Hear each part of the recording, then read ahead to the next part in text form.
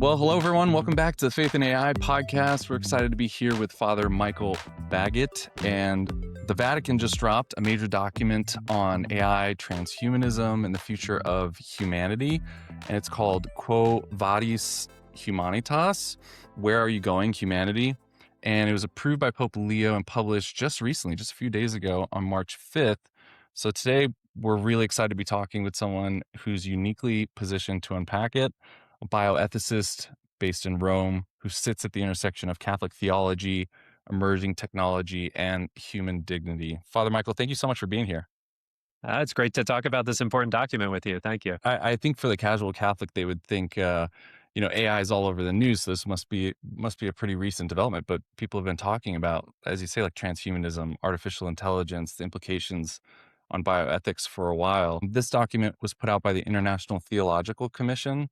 What weight does this document carry? So Antiqua Nova came out just over a year ago on the Feast of Thomas Aquinas in 2025, and it was a doctrinal note from both the Dicastery for Education and Culture and the Dicastery for the Doctrine of Faith. So two real heavy hitters in the Vatican. And it was approved by the Pope. The Dicastery for Education and Culture has this authority to extend the teaching office of the Pope when he approves their document. So it was a very significant reflection, the most comprehensive, detailed magisterial reflection on AI that we have so far. In contrast, you could say this International Theological Commission document is not an expression of the magisterium officially. It is the fruit of very serious reflection from top theologians who have been handpicked by the Vatican to basically study in depth the key issues of the day. Now, that's not to say their work is insignificant. On the contrary, this sort of work from the International Theological Commission often forms the foundation for subsequent teachings of the magisterium. So, with great wisdom, the church has the top thinkers reflect for an extended period of time to prepare the way for discernment and eventually publications from the magisterium. Yeah, it's a formidable document. I mean, it's long. It has some I think pretty direct critiques. Some very accurate descriptions. I'm wondering how long this document has been in the works. Hopefully, we'll get to some of the critiques and the specifics. But I'm wondering. I'm just trying to contextualize this document. Back up 5 years. So this is Wow. definitely something that's been thoughtful and deliberate. And what's interesting though is that even though it's been years in the making, you can actually see some references to online resources that were last made just a few months ago. So it's Oh, wow. not a document that's just been sitting on the shelf, forgotten, waiting for publication. It's something that's the fruit of ongoing reflection and the fruit of thinkers who were continuously engaging new developments. I've always thought the church is always so good at picking its titles. The title of the document, Quo Vadis Humanitas, echoes that question put to Saint Peter before his crucifixion, I believe. And why this framing? Do you think? What is the ITC saying about where we're at right now? Yeah, so the phrase Quo Vadis is very much associated with this dramatic moment, this account of Peter fleeing from Rome in a time of persecution, a time of great confusion, and basically being challenged by the Lord to turn back and face those difficulties.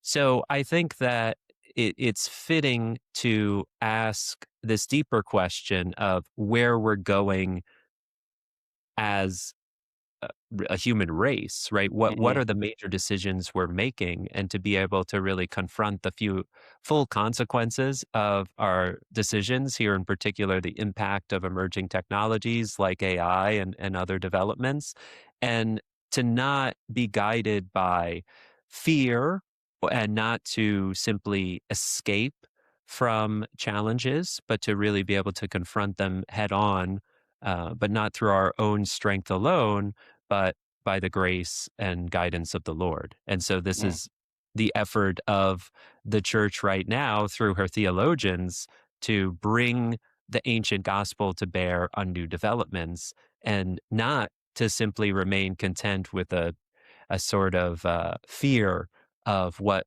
might happen, as though we're doomed to some sort of technological trajectory, but to really reaffirm our agency and say, okay, we have a patrimony to draw upon, and we can really move forward in a positive way, even if that may be challenging. I loved in as much as I was able to dive into the document, I loved this echoing that digital culture or these digital tools sometimes collapses our relationship with the past or somehow Mm. weakens it in a way, and turning memory into tradition that's processed on demand data was one of the quotes. I loved that. I loved because it's something I'm seeing even in secular um, audiences or groups, them talking about this reality. So I thought it was probably important for us to mention the 60th anniversary of Gaudium at Spes. This document was written to mark that 60th anniversary. Why does that matter for this document's purpose and context? Well, Gaudium et Spes was this great document of the Second Vatican Council that explicitly charted the course for the Catholic Church's engagement with the developments of modernity and, in a sense, on the cusp of post-modernity. So it's given the Church guidance on engaging with the lights and the shadows of developments we see. And it was certainly this previous document, Gaudium et Spes, certainly considering a lot of the technological developments that had launched the first industrial revolution and were continuing to drive subsequent phases of it, right? And we know in many ways we're in a new phase of what was launched in that first industrial revolution. And Gaudium et Spes was very clear that ultimately the most solid grounds for organizing modern, postmodern society is one that's rooted in sound Christian anthropology that Mm, appreciates how the light of Christ illumines the mystery of the human person, and how the different, apparently contradictory aspects of the human person are actually brought together in harmony in the light of Christ. So the current document, this Quo Vadis Humanitas, speaks a lot of those apparent contradictions, really the paradoxes of being human, of what it means to be both material and spiritual and united in one person, what it means to have this call and draw towards infinity, toward the divine, and have this kind of nobility, yet also be so weak and frail and fragile and time bound and fleshy. So the Gaudium et Spes already gave us that kind of orientation, and this Quo Vadis Humanitas is a further application of that, saying, okay, let's see what are the positive aspirations in some of these movements we're looking at, like transhumanism or posthumanism, right? Because we're all human beings. We're all made by the same creator, made for the same end. So we have some shared sense of what it means to be a human and what it means to improve our life. So let's see what those positive values or aspirations are. But then let's also see how sometimes those positive ideals can go astray and deviate from the course, because, well, we're also affected by sin. And mm. then how can the light of the gospel like purify and elevate those projects? And maybe for people who don't nerd out or get excited about church documents as much as us, I think one thing to say is, if you're a Catholic going through this AI age right now, there's a lot of noise. You might be, listening to your favorite podcasters like us or different news outlets. And the reason these church documents are so significant is because now at this point, there's now just three major significant, kind of documents or statements. And correct me if you would mark it this way, but we have Antiqua et Nova in January 2025. And then Pope Leo's World Day of Social Communications message in January 2026. And now we have this document. So if you're wanting to think with the mind of the church in regards to AI, it can be tempting to get swept up in other people's, kind of opinions and thoughts, and those reflections can be helpful. But this document really marks a third very significant, like you said, result of 5 years of work of the Vatican really working on this and putting this out. Would you say that that's fair? Yeah, it's another great tool for discernment that we have, and it's not a sort of hot take, not clickbait material, but fruit of really serious ongoing discernment. So I think that's valuable for us. And I think what this document does, with the sort of focus that we see in comparison to the others, is looking at a lot of the underlying philosophies that Mm, are guiding or driving technological development. So it's mm, really analyzing these worldviews in greater depth and help us to appreciate what's happening at the anthropological level, at the view of the person, and not just looking at this or that particular development or this or that particular intervention. As important as that discernment is, as important as that evaluation case by case is, this document sort of brings us deeper to the foundation. One idea that came up that was very interesting to me that I would love to hear your thoughts on is related to the digital technology as no longer a tool, but a living environment. So we interviewed Dr. Brett Robinson, who has done work at Notre Dame on church communication ecology and influenced by Marshall McLuhan, which I recommend people go look up on YouTube. There's some great videos about the medium is the message or massage, and this idea that there are environments or ecologies is kind of a different language than maybe most would think to use with AI. They would think of them as tools. What does this mean that this document is making this kind of strong ontological claim that digital technology isn't just a tool; it's a true living environment. What would that mean practically or theologically for us? The document is getting at the fact that our very way of viewing the world, ourselves, God, the environment, is constantly being shaped not just by the type of content that we happen to come across through these tools, but in the very use of the tools and in the particular design principles behind them that Mm, are nudging us, directing us in a certain way. So it's not to say that we're determined by these tools, but we are profoundly conditioned by them and by what they highlight, what they incentivize, the kind of business model that may be driving certain behaviors rather than others, the kind of narrative about the world and society that might be informing those who design them and promote the technology. So it's really an invitation to think more critically about how AI, how interaction with the AI is sort of constantly inclining us to be in a mm. certain way. So again, not following determinism, but looking at how we may be conditioned, right? So just to make this a little bit more concrete, we can think about how so many AI tools place a primacy on what regular patterns and correlations that can be found in large bodies of text. And that's extremely useful, but it can also um, remove our attention from the surprising, the unexpected, the outlier, the possibility for change, for transformation. We would speak in terms of conversion, of metanoia.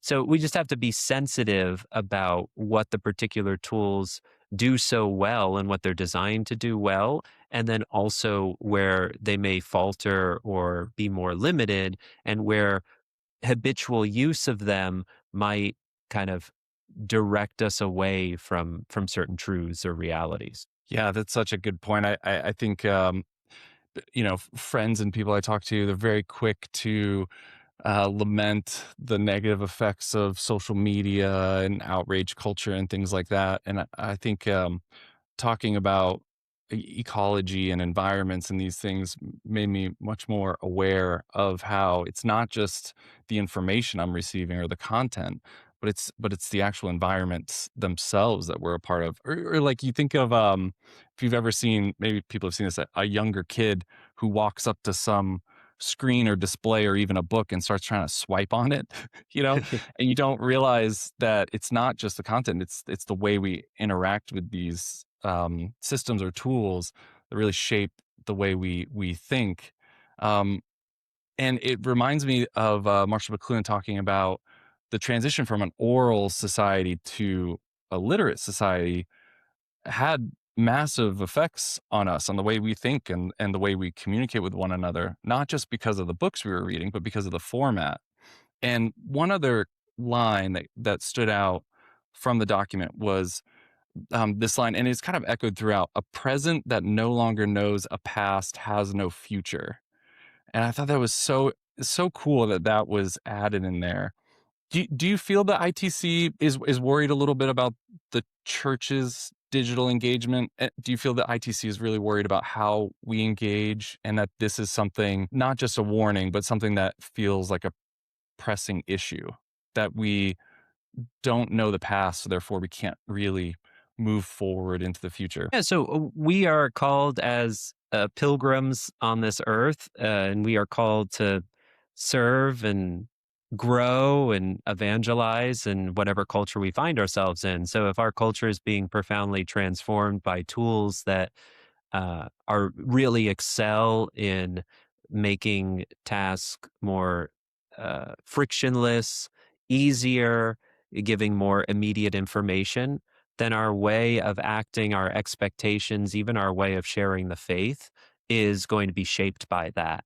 And there can be benefits to that, right? There are ways in which we can transmit the patrimony of the church in certain circles and in certain places more quickly and more widely than ever before. I think it's great that we live in a time where it's easier than ever to engage with scripture and the fathers of the church and the Uh, Pope's writing. I mean, we don't have to wait for it to be mailed to us. We don't have to wait for the long translation processes, right? We can actually get we can read documents like the one we're discussing here the day they come out, basically, and yeah. that's such a good thing. And if we find a passage that's difficult, you can get an AI assisted summary and tools to help you analyze it and understand how maybe this document connects with previous documents and easily get links to them and look at paragraphs from three other texts that are find their parallel.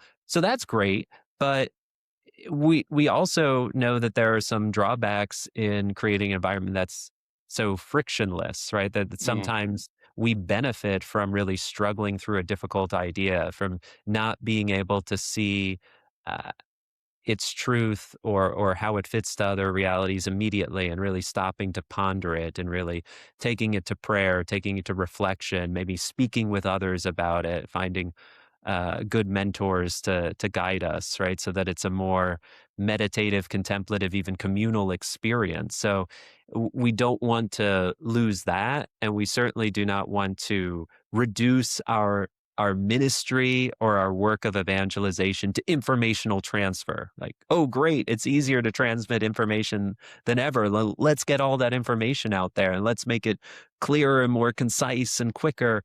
Well, we've had pretty ready access to lots of information for a while. So we know that evangelization is not just about more information. It's about accompanying people to come to wisdom. It's about accompanying people to really pray, reflect, assimilate, and live according to foundational truths. And that can take a lot of time, and it gets messy, and people mess up, and they make mistakes, and we have to be patient, and we need to forgive. And those are not the sort of dynamics that a lot of our AI tools uh, cultivate in us.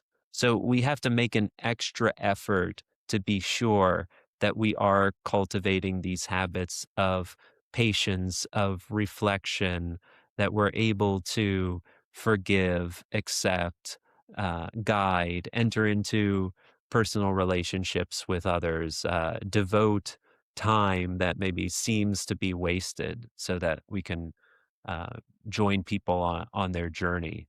So, yeah, I think if we're attentive to that, we can leverage the tools without being just emptied or completely de-skilled by them. But it requires conscious effort, definitely.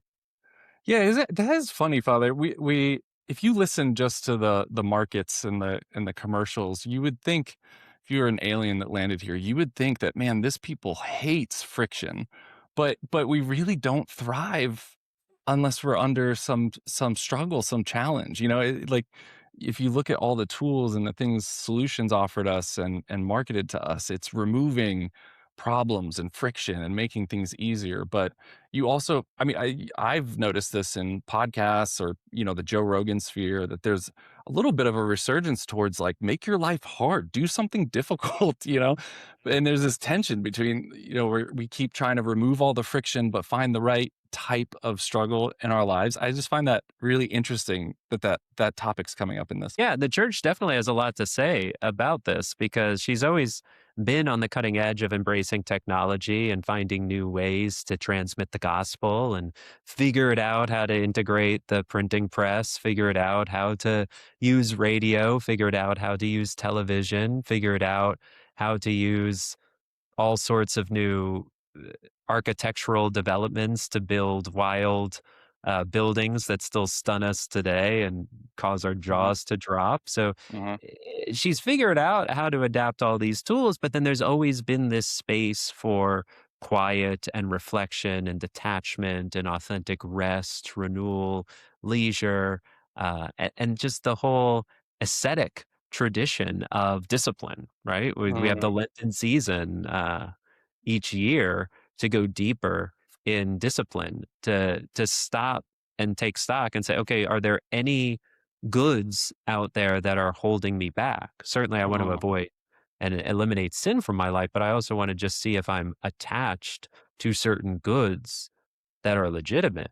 And I need to set mhm, those aside and say no to them for some period so that I strengthen myself and it's easier for me to do what is hard and difficult and challenging in other contexts.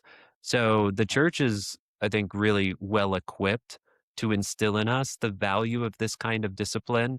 And if you look at any major athlete, musician, really anyone who's successful in a field, they can tell you that behind all those awards and applause are just hours and hours of sometimes tedious uh, effort and discipline, and sometimes struggle, setback, disappointment.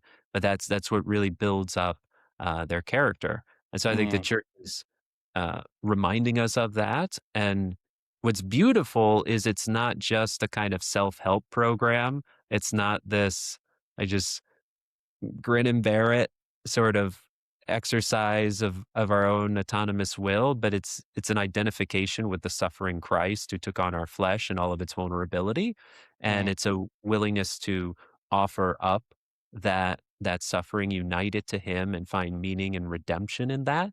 And then also to discover Christ in the vulnerability and the weakness and the suffering of our brothers and sisters, right? Because I mhm, think one of the things that came to mind about how AI can shape our digital environment is we see a lot of tools, they give us more and more, at least the illusion of self-dependence, right? mhm, Because, okay, now I can organize my life more quickly and better. Now I can have my agents take care of things for me. And now I can be more productive and I can get more done and do it faster and less time having to deal with others. And so there's the risk of uh, atomizing us further, isolating us further.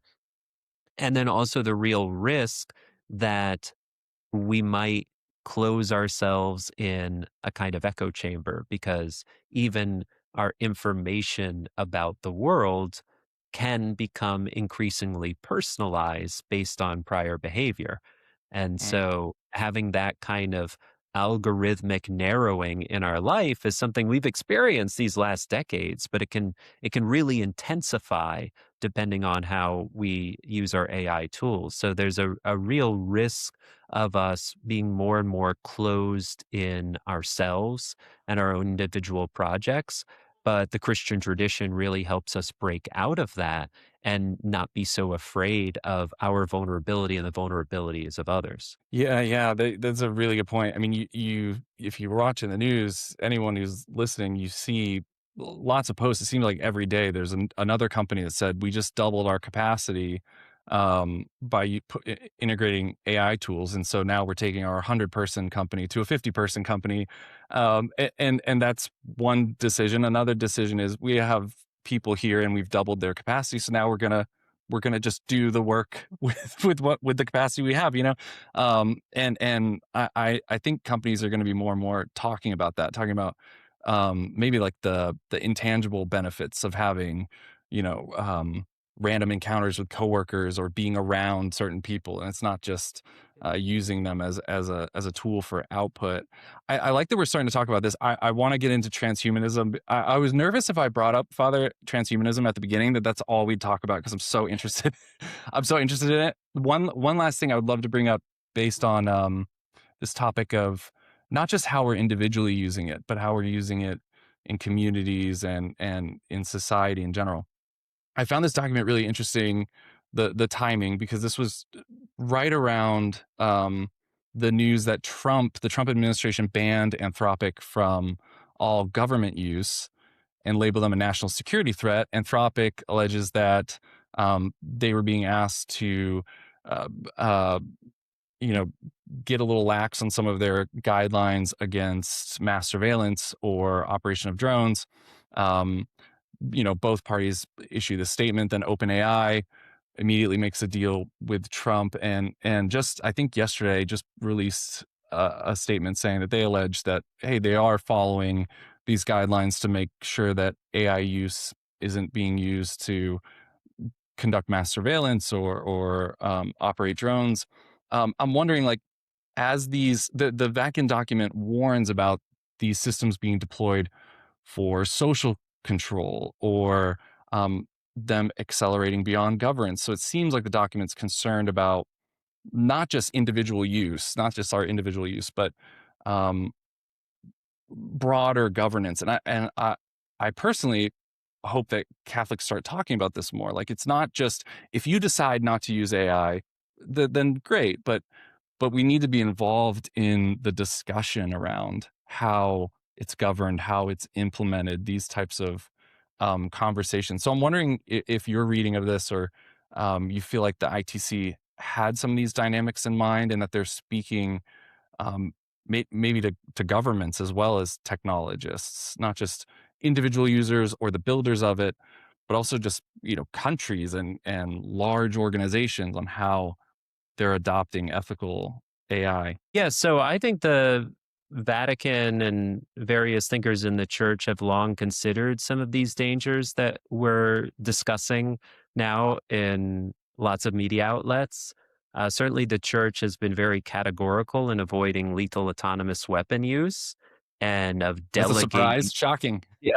Right, this idea of just delegating, this decision to take the lives of others Mhm. to machines, and there's a real temptation there of absolving ourselves of the moral responsibility to really carefully consider the gravity of even considering a war, right? Just the kind of tragedy involved in coming to the point of armed conflict, and we know from the just war tradition that that can sometimes be justified, but there's still a tragic aspect of that, and so we should never uh, enter into that lightly, much less think that we can outsource those decisions about the future lives of others to any kind of algorithm or any sort of machine. So the church has been very consistent in this, and certainly also respects that we have uh, this right to privacy and that the government does not have this kind of absolute control over the direction and guidance of our lives. And we know how easily that could be abused, even if perhaps at the beginning it's done with the best of intentions. So I think that the church remains this moral voice calling for proper ethical guardrails, while also encouraging all forms of legitimate innovation that will really help us to make, some of the breakthroughs that I think most of us are most excited about in terms of healthcare and drug discovery and drug development, and helping to more accurate diagnosis, and to relieve administrative burdens in hospitals so that doctors can spend more time face to face with their patient, right? These are some of the promises and hopes that have motivated a lot of development, and we don't want to see that co-opted for other power plays, or other efforts of control. Well, the document distinguishes between transhumanism and posthumanism.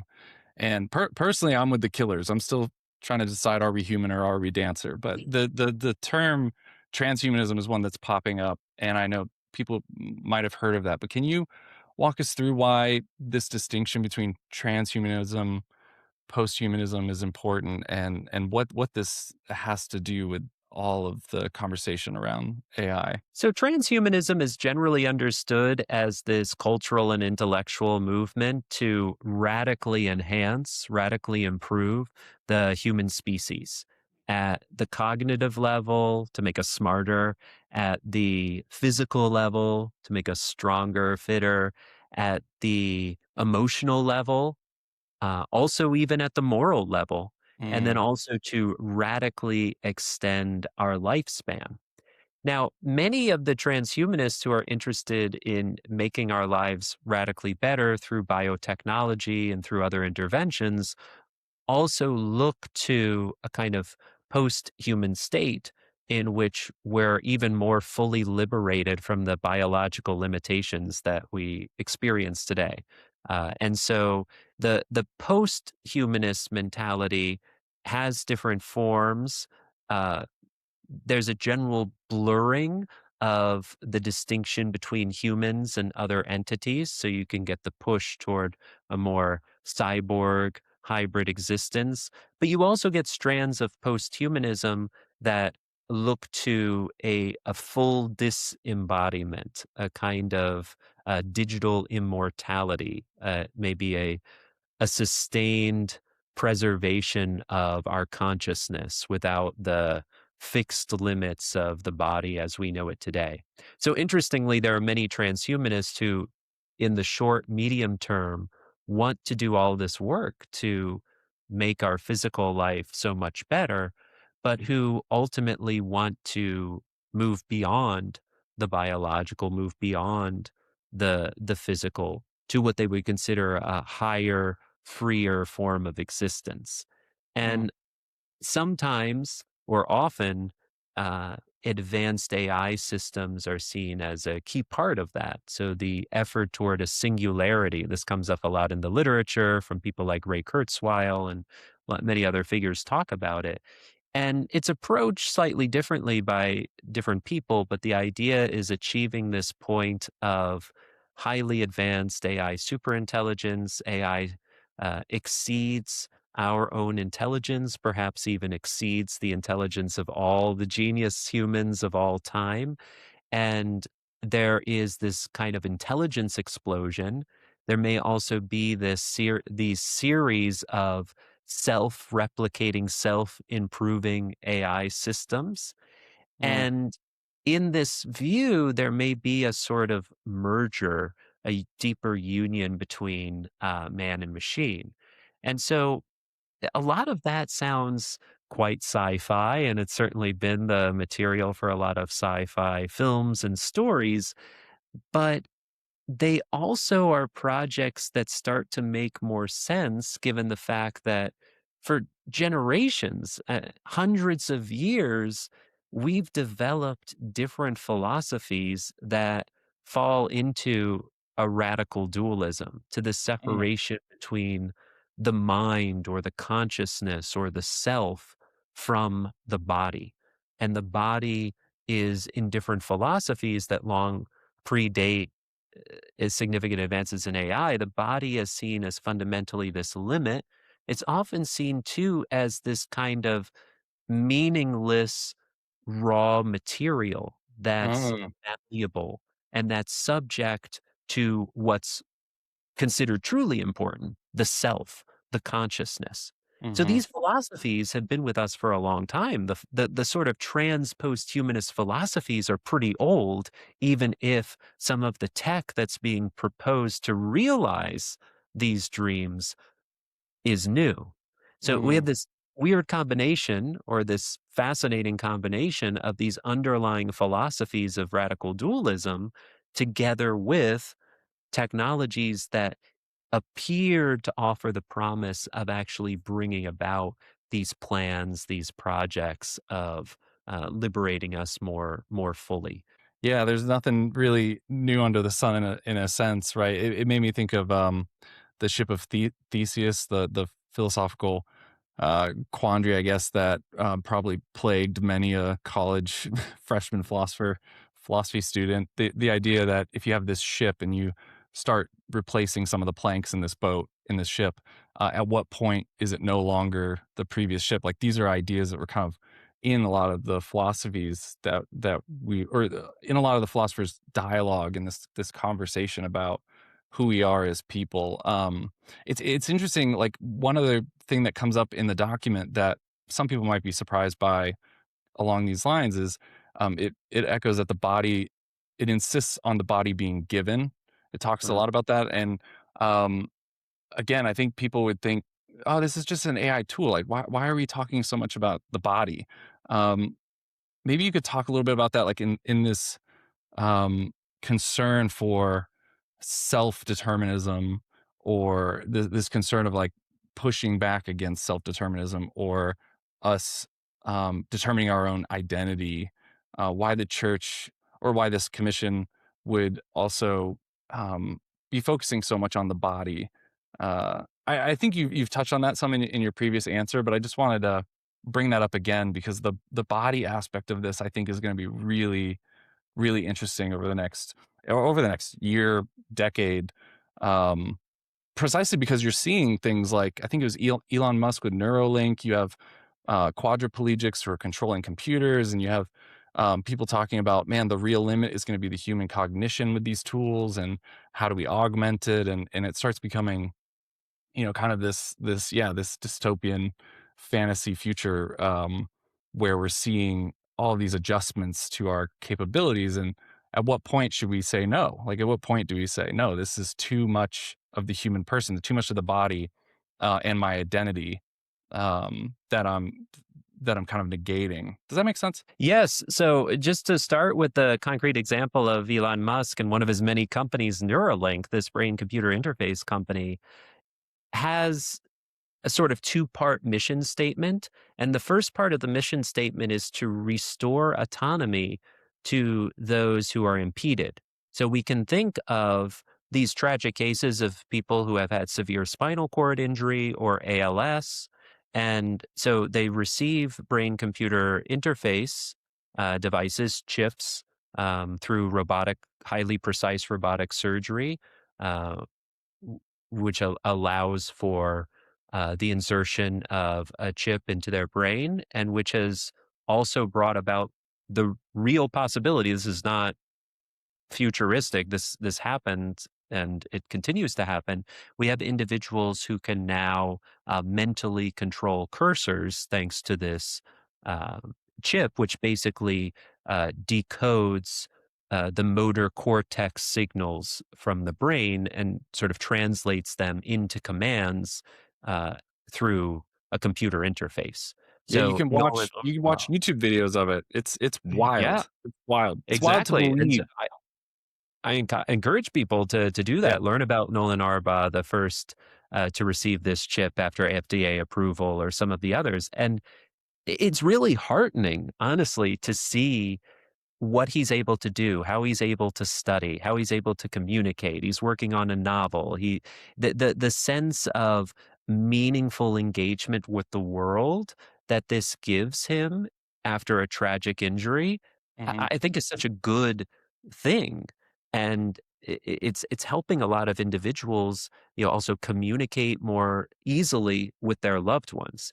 So Yeah. that's the first part of the mission statement. Now, the second part of the mission statement is where a lot of people, not only Catholics, have their concern, because the second part of the mission statement is to unlock human potential.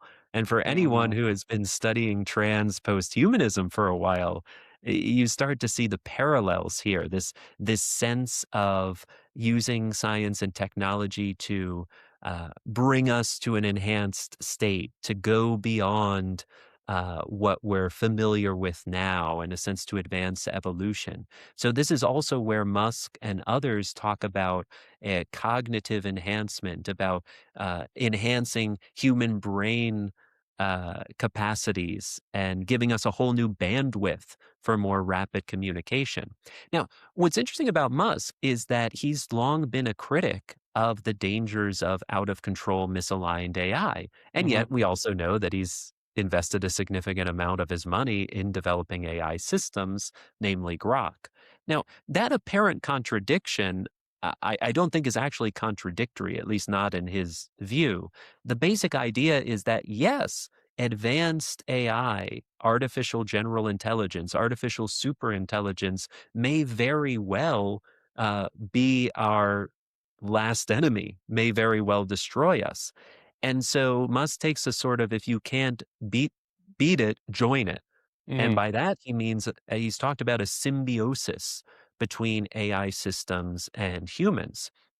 So the idea is that eventually this brain computer interface will not be only for those who want to recover something of lost autonomy through injury or disease, but will actually be something that your standard person of general good health will freely, or perhaps be coerced to embrace, for the sake of achieving this ever deeper integration with AI that will also be at least a plausible way for us to direct and ensure that these advanced AI systems actually share our own interest if that kind of symbiosis is achieved. So Musk might not subscribe to all of the tenets of transhumanism as they're outlined in documents like the frequently asked question text or the transhumanist manifesto, but he certainly has transhumanist leanings and this sense of advancing us to a new stage beyond humanity as we know it today. And he's not alone. Sam Altman, founder of OpenAI, has also invested significantly in Merge Labs, which is also a brain computer interface program. The main difference being that it proposes a less invasive form of brain computer interface, but that does involve some gene therapy and ultrasound technology. So, the alteration of our neurons after inserting some proteins that are more sensitive to um, ultrasound, that could potentially allow us through ultrasound technology to activate and modify our cognitive life. So Mm. different mechanism, less invasive, not involving robot surgery or insertion of a chip into the brain itself, electrodes into the brain, but still a very um, new, novel approach to advancing us to this new state and achieving this kind of symbiosis, this merge, this deeper union of man and machine. Uh, so that's the kind of concrete expression of at least some of these transhumanist ideas.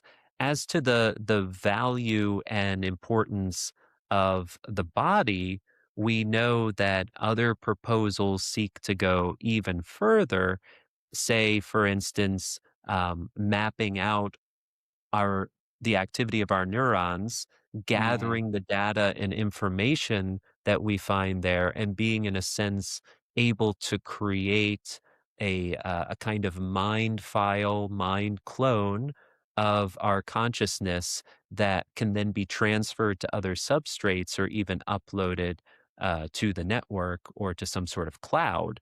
So Mhm. these ideas are explored, for instance, by Martine Rothblatt, a major transhumanist. And Rothblatt has also written quite a bit about this notion of humanity as fundamentally self self-creating, self-determining. And in Mm. Rothblatt's vision and this trajectory toward that virtual immortality, as Rothblatt describes it, there are different stages along the way. And each stage brings an ever greater technological control and reshaping manipulation of the body until we can get to that point where the body is set aside and humanity can kind of realize itself more fully, and that core self-creating impulse, that core self definition, self invention impulse can be more fully uh, realized and attained. So is this the sort of mentality there that sees the body again as being fundamentally malleable and even something to overcome and remove, whereas the counter presentation, representation of the Quo Vadis document is to show that the body is an essential dimension of who we are as persons,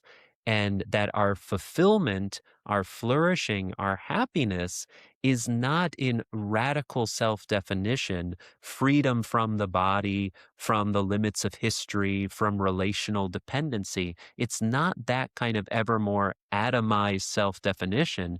It's actually to an ever deeper relationality.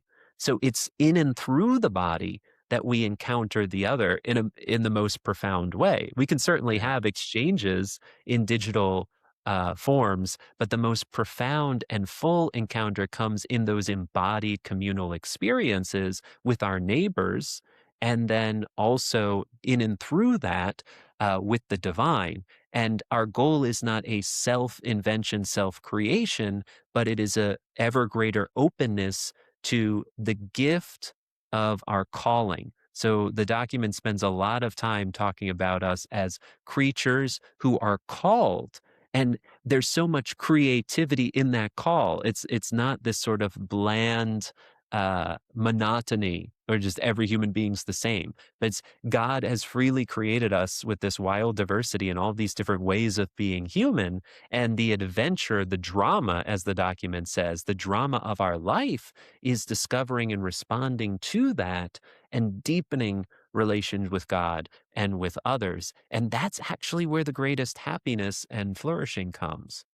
Yeah, it reminds me of a great movie, early 2000s or 2010s, Transcendence with Johnny Depp, and that's kind Yeah. of the central question. He gets sick, terminally ill, and tries to upload his brain to the computer, and you're kind of left asking, well, why? Why is he doing this? And it's apart from any gospel or for Jesus Christ. It's to stay and be with his wife. And throughout the whole thing, you just see this breakdown as he's trying to, basically over the course of the film, as a Catholic, you're watching him try to reconstruct all the different ways to interact with his wife and have this meaningful relationship with her. And it spirals out of hand. Um, Man, Father, this is so great. I'm wondering, as we start wrapping up, was there anything from your reading of the document? I know we haven't had much time to go through all of it. It's fairly long. Was there anything else that surprised you, stood out? Anything you were surprised was included, or anything you felt like was left out or not treated as much? Anything surprising or takeaways that you had as you were reading? Well, I to build on what you were just talking about, I think it's the document recognizes that there's something profoundly human about this desire Mm, for overcoming limits, this desire to improve our condition. And we see that as well, the Transcendence film that you described. So I think that the church wants to affirm that and basically redirect it and elevate it to remind us that this is not something that we have to do by ourselves. It's not something we have to do through our own ingenuity alone, that there mm, is actually an authentic path to that kind of transcendence. And mm. it's not one that's pursued in isolation. So I'm very sympathetic to transhumanist thinkers. I mean, I Yeah. imagine that if I had not made my own journey to God and made my journey to the Catholic Church. If I had remained an agnostic or doubled down and become a convinced atheist, I think it would have been very reasonable to look around and say, okay, what tools do I have to extend this one and only life and make it as pleasant and enjoyable and, in my own mind at least, meaningful as possible. So I Mm-hmm. think that there's a certain inner coherence and logic in the transhumanist push, Mm-hmm. but I think that it's ultimately uh, unsatisfying. And so the church says, okay, keep going, but go further. Like you're Mm. actually seeking enough. And so the Yeah. document very, very much brought us back into the tradition, highlighted Dante and his reference to transhumunar. He actually uses this term transhumunar in the Divine Comedy when he gets to heaven. And it's Mm. a transhumanization, a going beyond the limits of human nature that he finds in heaven, that he finds in the saints. And that's the gift of grace, right? That the saints are the ones who show us it is possible to do all those wonderful things that I described. Like, this is not just an idea, it's been done Mm-hmm. again and again and again in history. And it's a response to the call of grace, and then a really creative, innovative, uh, adventurous collaboration that allows us to move beyond our human limits and perform acts of heroic virtue that we would never be able to perform otherwise. So there is that Mm. sense of authentic transhumanism that actually fulfills us and actually exceeds our wildest expectations. So I Mm. think that it's also important to highlight that the document here in the church's approach is not just to say, oh, there are these crazy ideas out there that some insane people believe, don't listen to them, just go and read your Bible. It's no, like let's read the signs of the times. And in looking at a movement like trans and posthumanism, appreciate what they're going for, appreciate what they're highlighting, and then help them to see that we're made for something even higher and better.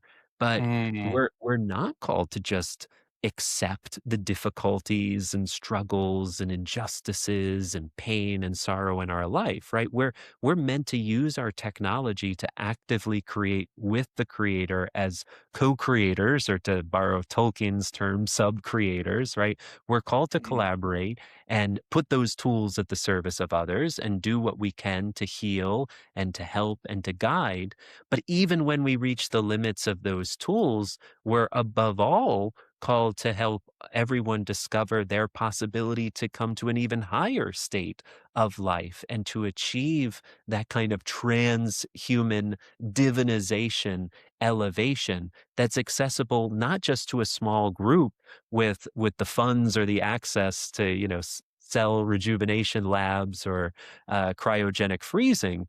Like, this is something that's actually accessible to each and every human being, and all of us are called to that sort of divinization. So Mm. the transhumanists can help remind us of our own fundamental call, and we can help remind them of where their deepest desires will be satisfied and surpassed. Yeah, that's making me think of Adrienne von Speyr, the Catholic author and uh, holy person. I guess I don't know what to call her, but she had this book, Man Before God, and I only got 2 chapters deep because it's so heady for me. But the first chapter, I mean, I return back to it every New Year's around New Year's Eve because it's on limit, and I think it's called On Limits and Becoming, and she talks a lot about how you look back on your life and all these areas where you tried so hard, and this ledger of the past year or your life where you see this zero instead of a value or a number or something. And she really wrestles with this, like, um feeling like kind of what you're describing. Okay, what's coming to mind is this sense of that the church isn't saying no to this trying to overcome our limits. It's saying like a yes, and like a yes, like strive to overcome these limits, but there's something deeper. And she kind of towards the end of the chapter comes to this point where there's this giving over to this mystical kind of, or this mysterious dynamic of how Jesus, floods into those limits, like how he does something with these areas of our lives. And so we shouldn't become complacent with that. But man, I'm wondering, like, man, if Adrienne von Speyr is alive today, how would she be speaking about these transhumanism and these challenges? And she'd probably be for, like what you're saying, she'd be for pushing and striving and being aware of limitations and using technology, but also I couldn't see her, letting go of that mysterious thing that Jesus does with our weaknesses and flaws. Yeah, absolutely. And that's what we contemplate again and again in the Paschal mystery. And I think there's this in a lot of the trans posthuman thinkers, a sort of dissatisfaction with the human condition, right? And it Mhm. sometimes gets all the way to that point, to that kind of maybe not disregard, but a certain neglect of the value of embodiment as Mhm. something being a fundamental limit to overcome. Um, but I think the good Christian, right, the good Catholic ought to also say, well, we're strangers in a strange land, and something's gone terribly wrong. Like the Mhm. fact that we have the sickness and illness and suffering and injustice and just death. Like we ought to cry out against that. And I think all of us have had those moments where we're just, Lord, what has happened? Why is this the case? Like, I think there's a profound point of common ground precisely in that experience of the limits, the injustices, the pains of life.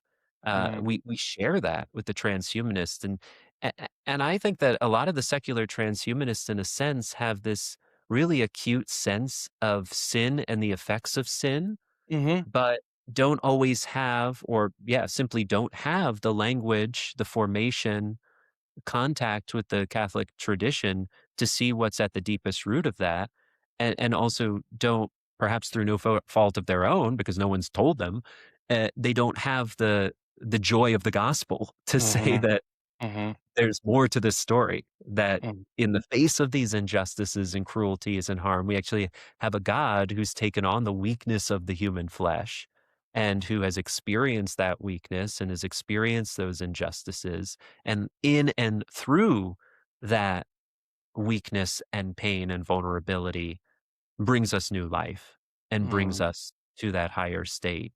Um, so it's a real challenge for us to uh, proclaim again the beauty and the power of that Paschal mystery, to enter into the weakness, but then there find the strength of the Lord. Give people a quick version of how you ended up in Rome and involved in some AI companies. I've heard that you sit on some advisory boards and are involved in those. So a lot of it actually began way back when I was a high school student, still an agnostic. I remember having debates with some of my peers about major issues, including bioethical issues. And I remember in particular one atheist changing my mind about a key bioethical topic. And I thought, oh, we can approach these issues through science and reason. And that also sent me on a whole path of reflecting on the objectivity of the moral law and then starting to Mhm. wonder, well, what's the source of this objective moral law that clearly is higher than any human law? And that also sent me on a whole path to God. So Mhm. when I eventually entered into the Catholic Church, I continued to be quite interested in some of these bioethical issues that had helped to change my life, and then was invited to get involved with a UNESCO chair in bioethics and human rights that's based in a university where I now teach, Regina Apostolorum here in Rome. And so I was exposed to so many of these issues that were shaping major decisions made around the world by different governments, and then later in my formation was asked to specialize in bioethics and to serve in a faculty of bioethics that we have at Regina Apostolorum. So when it came time to do research, I knew I wanted to explore a new topic. I had to make some sort of new contribution to the field. And that's when I read about transhumanism and posthumanism. Mhm. And I was afraid at first that these were just fringe topics, that they were fads that would come and go and wouldn't be so important after I finished my research. But a lot of wise people convinced me to continue tracking the movements because of their long-term impact on society. And I think we continue to see this today because while there are only a few major, serious, card carrying transhumanist thinkers out there, transhumanist, post-human ideas tend to influence a lot of major figures in society, including major tech figures. And so this study of transhumanism during the doctorate exposed me also to a lot of major AI issues, which I continued to follow and which really became more prominent in discussions in these last few years. So the research is unending, never ending, and it's definitely kept me busy. Man, that's great. Man, Father, thank you so much. This is so much to think about, and I hope people really. There's going to be a link down below to a diagram that kind of just maps out. I had to create this to map out like the Roman Curia and the different commissions and stuff. So that would probably be helpful for people to go look, and then go look at the document. And then any last remarks, Father? But also, please share where people can find you and find your work. Yeah, thank you so much for this conversation. I am actually working on a book on transhumanism now, which I hope will come out Yes. at the next month or later in the year. But in the meantime, if you're interested, my last article was focused on AI. It's called The Quest for Connection in AI Companions. So it's a deep dive into the reality of AI companionship and basically the types of deep relationships of friendship, of love, of counsel, of support that millions and millions of people are already engaging in. So we talked a lot about the ways in which our technology can condition us and can draw us into new forms of relationship and new attitudes. And so this is a really concrete example of it, the way in which um, AI technology, particularly right now, various chatbots, can very easily isolate individuals, can Mm, create forms of emotional dependency, even emotional manipulation or mhm, exploitation, mhm, and create at least the sensation, the impression of having a reliable friend and guide and confidant who is always available and in most cases always affirming. And so this kind of absorbing technology is quite widespread and mhm. exists not only on specific platforms, but also in many uses of more general purpose large language models. And then also we could extend it to the widespread use of so-called God apps, right? Different apps that uh, to one degree or another claim or appear to present some sort of communion with the divine or the sacred. And Mhm. so the quest for connection in AI companions. I also recently published a book chapter looking on at AI in physical, mental, and spiritual healthcare. That's part of a book Mm. collection called Emerging Issues in Catholic Bioethics that just came out last month. And then I would be happy to share links to other shorter pieces that are available online. I have some explainers, brief articles on both transhumanism and AI companionship, which would be a good overview and introduction to topics that I'm convinced continue to shape our world. That's amazing. So where would you point people first? Sure. If you want something that's very accessible and short, then these explainer documents are a great way to begin. And Awesome. then if you want to move to a deeper academic approach, then that Quest for Connection article and the book chapter will help you dive in. That's what I was thinking. I was thinking that sounds very fascinating. I would love to check that out. Well, thank you so much, Father.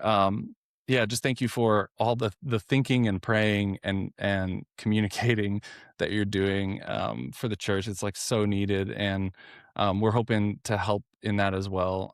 So the Faith in AI project exists to help people understand, harness, and navigate AI with the wisdom, confidence, and hope of the church. So thank you for listening, everyone, and you'll find the links down below, and we are excited to see you in the next episode.